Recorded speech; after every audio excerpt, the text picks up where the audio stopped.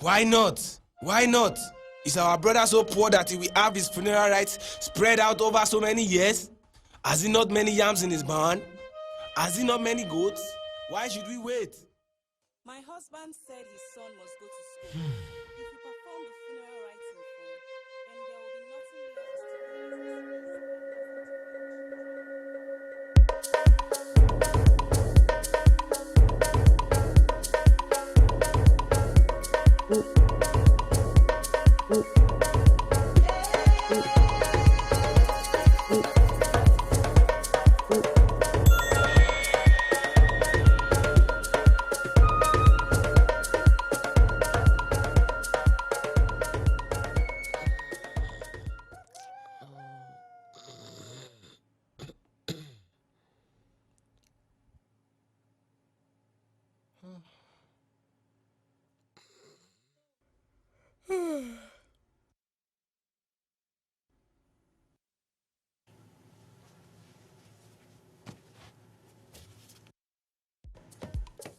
Young EZE woke up filled with excitement and anxiety. He was very happy and waited for so long for this day. It was going to be his first day at school. EZE hurried over his chores. He could hardly concentrate on anything else. He was filled with various thoughts about his new school. He and his sister Ulu both collected their pots and joined a crowd of their friends on their way to the stream. Immediately after the arrival from the stream, EZE hurriedly reached for his brand new school uniform under his father's pillow. He took them into a basket. He lifted onto his head the basket of vegetables, which his mother took up their long basket as they set out for Ama. EZE's mother followed him as far as she could to the school entrance. She watched him go timidly into the school compound. He then stood under a mango tree. Thereafter, he noticed a crowd of boys and only one girl coming, and then a man came out of a white painted house. The man held a heavy piece of metal and beat it with an iron rod. He clapped his hands and beckoned to the children to come to him. Children, would you like to know my name? I am Mr. Okafor. But he says we must not call him by his name, we must call him teacher. Really? Why? Because we are not his equals. Moreover, it's a mark of respect. That's true. What else did Mr. Okafor tell you today? He said you must buy me a slate and pencil. Number 2, you mustn't come late to school. Number 3, you must wash every morning before coming to school. Number 4, we must keep our clothes clean. Thank you, Papa. Papa, do you know one of the children who came to school today is a girl? Her name is Chinwe. Now listen. You must beat all the boys in any examination you take. You must take first place always. And if you are stupid enough to let a boy beat you, never, my son, never let the girl Chinwe beat you. EZE's life was routine. He woke up early in the morning, swept his father's compound, and fetched water from the stream. Back from the school, he practiced writing his alphabet and played with other boys.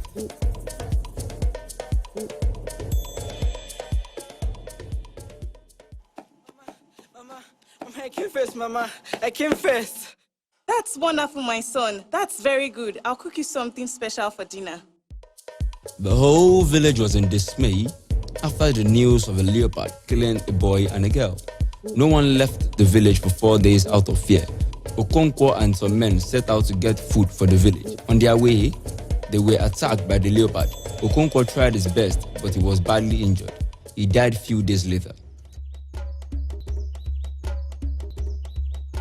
Why not? Why not? Is our brother so poor that he will have his funeral rites spread out over so many years? Has he not many yams in his barn? Has he not many goats? Why should we wait? My husband said his son must go to school.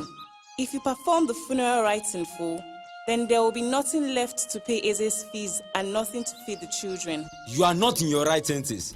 Since you returned from Obodo with our brother, you have always controlled this house. Now he is dead. You still think you can control us as you controlled him. I am sure that your husband did not tell you to send EZE to school. It is only a trick to keep to yourself the money that should be used for the funeral. Why should he have told you that when we have all prospered without even smelling a school? Did Okonkwo go to school to be taught how to work for his living? No.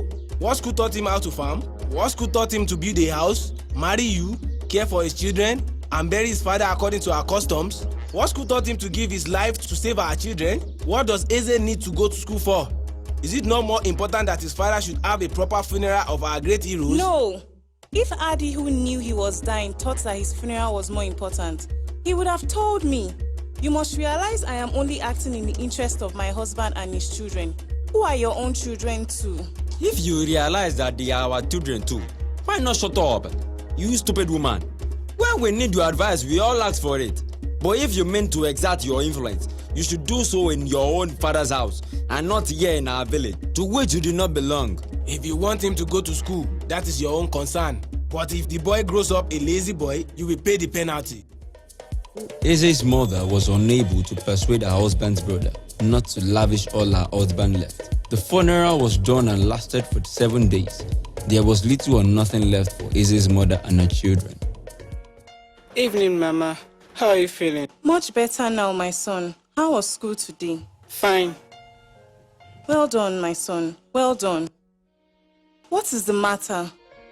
My school fees, Mama. We don't have enough money to pay for it. I know. It's all right, my son. God will come to our aid. Eze's mother fell ill. At night, Eze always sat beside her, holding her hands and trying to comfort her, although he battled with sleep and was conquered by it most times.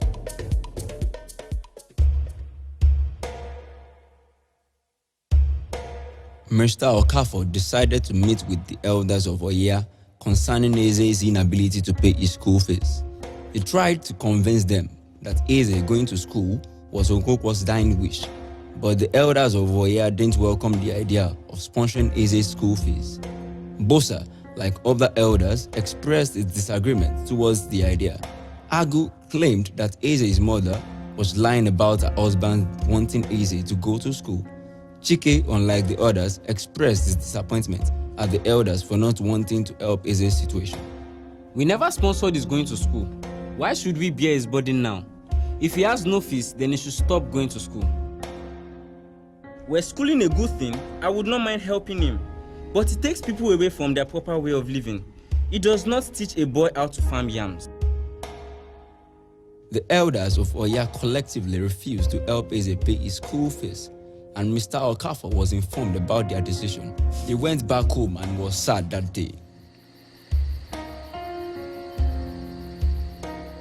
Eze sat down thinking. He remembered the look of violent pain in his father's face as he lay dying.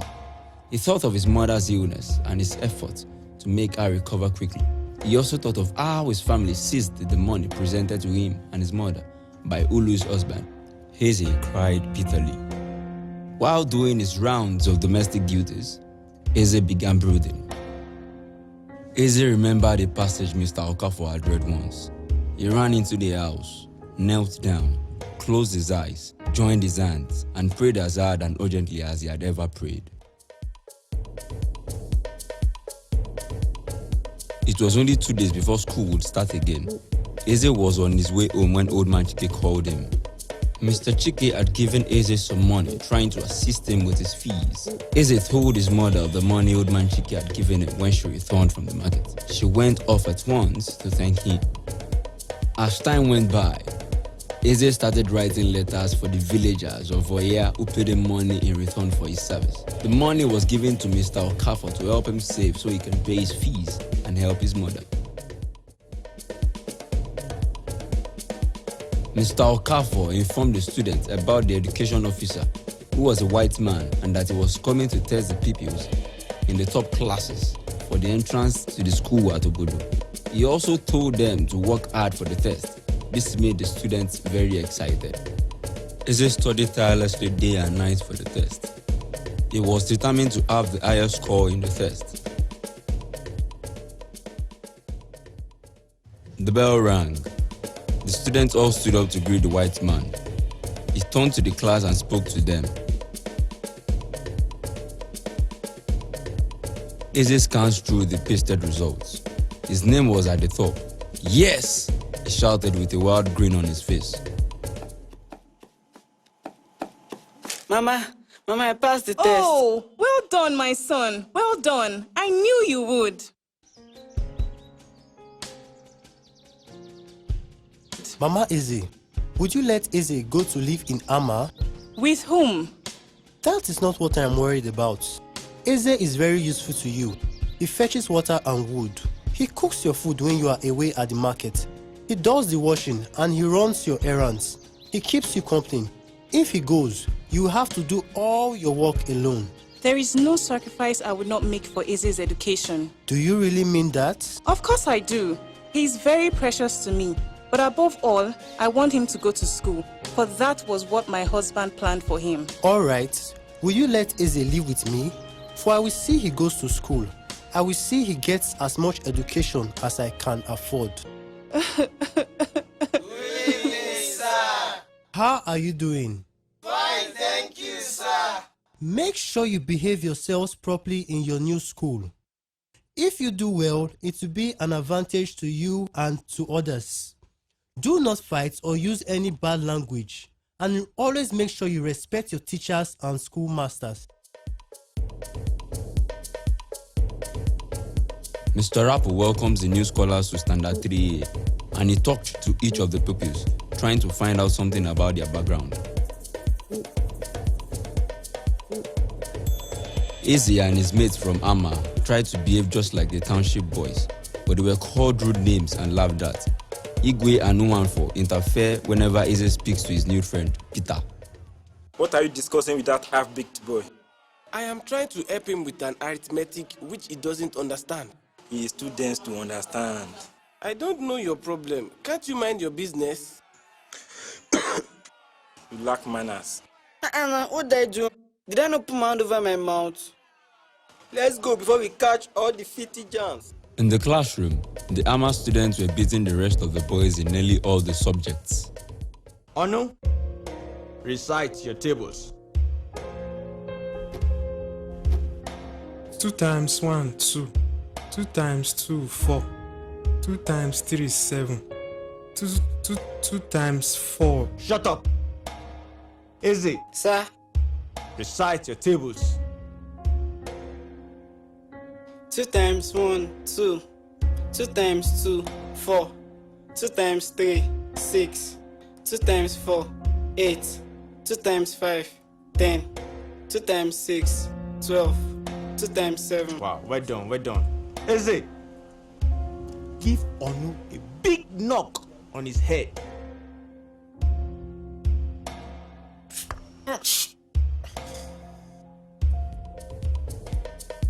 Where is the paper? Onu asks. Eze frowns at Onu and punches him in the face. What happened? Onu drew a naked picture and said it was Eze's mother. You did that?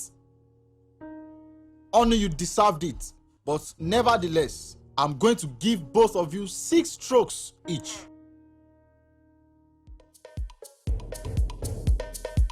Eze was out of school for 2 months. Eze, how are you doing?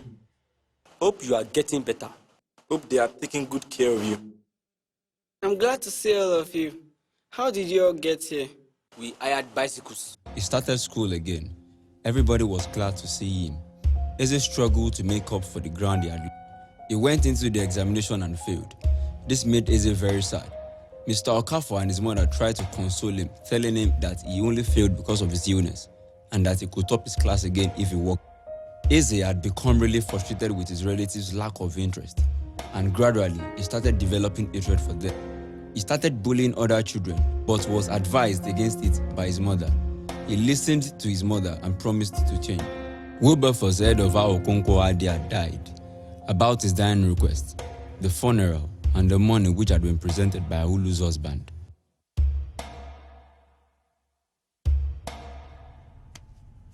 How many boys came to school from each hamlet?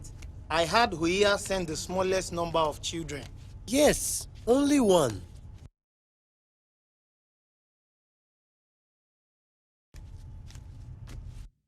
My husband's relatives have refused to pay Eze's fees despite the plea of Mr. Okafor and Mr. Thomas. It almost seemed as if Eze would stop school until Mr. Okafor mercifully came to our assistance.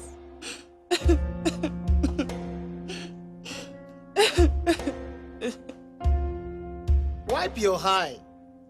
Cry no more. I am home now, and I will see you are properly cared for, and that your son's education is not hindered. My people, I greet you all.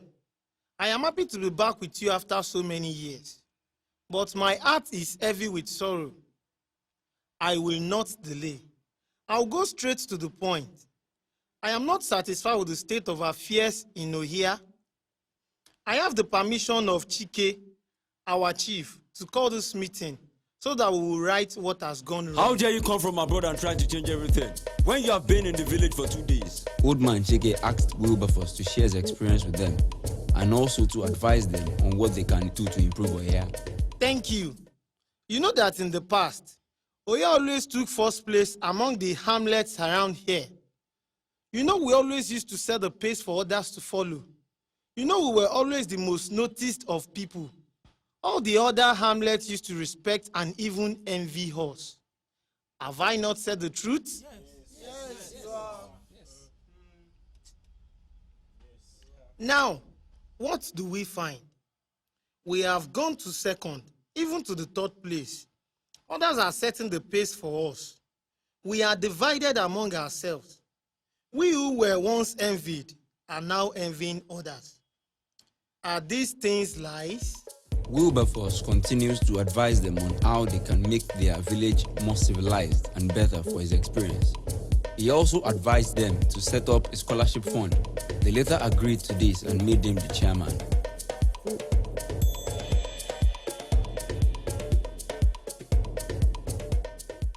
Congratulations, EZE. The elders of Ohia have all agreed to award you a scholarship. Thank you, sir. Thank you. I really appreciate your efforts, sir.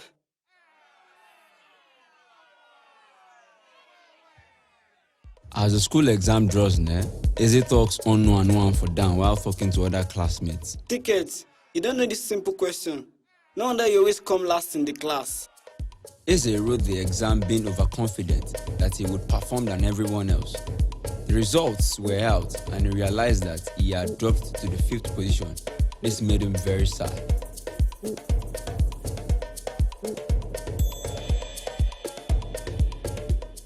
The 10 students who came tops in the just concluded examination will be allowed to sit for an entrance examination into the secondary school in Onitsha. The rest of you should also try to work harder so that you can also do the same next year.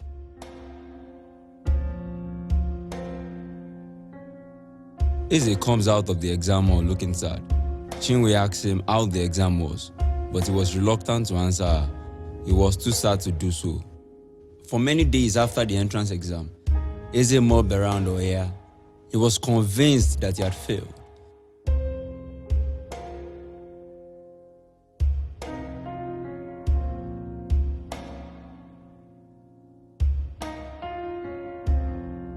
Mr. Okafor came to inform EZE after the results were posted that he had passed into the big school. This made EZE and his mother very happy. We have therefore decided to send you to the college at no cost to your mother, on the condition that you must never drop below the 10th position. Now, you have to work even harder, as clever boys from many other places will be there to compete with you. EZE nods in agreement. He is so happy because he will finally be going to the college in Onitsha.